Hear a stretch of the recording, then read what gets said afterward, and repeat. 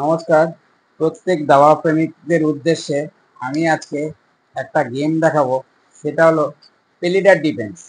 আমি ভিয়েতনাম প্লেয়ারের সাথে খেলি, সেই খেলাটি আমি শেয়ার করে দেখাবো। দেখুন, খেলাটি দেখবেন, খুব ভালো লাগবে। 9 চলে চেকমেট হয়েছে। আমার ছিল হোয়াইট, উনার ছিল ব্ল্যাক। আমি E4 ওপেন করি, উনি E5 ওপেন করে। আমি নাইটটা F3 করি, করা মাত্রই উনি D6 করে। আমি তখন বুঝতে পারলাম খেলাটা লিডার ডিফেন্সের দিকে যাচ্ছে। আমি তখন একটা পিস ডেভেলপ করি, C4 করা মাত্রই ও আরেকটা পিস ডেভেলপ করে ব্ল্যাক, নাইটটা C6। আমি তখন ক্যাসেল করি, ক্যাসেল করা মাত্রই উনি তখন H6 দেয়। তখন আমি বুঝতে পারি উনি নাইটটাকে অ্যালাউ করবে না, সেই জন্য উনি H6 করে।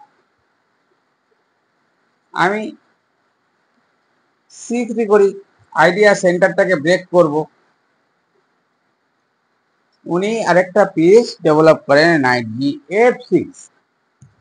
আমার এই পনটাকে ধরেছে, পনটা C3 দিয়ে কারেক্টিং করা যায়, কুইন E2 দিয়েও করা যায়। আমি সিলেক্ট করি রুকটা E1। রুকটা E1 এ যেতেই উনি বিশপটা G4 পেন করে।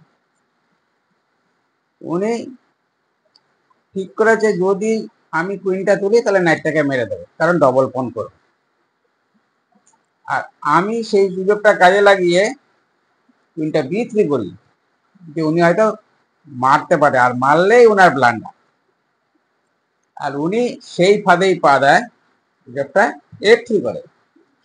আমি কিন্তু G8 করি, আমি বিশপটা F7 চেক করি।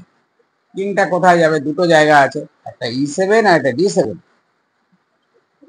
কিংটা D7 এ গেছে, আমি কুইনটা E6 করি, চেকমেট হয়েছে।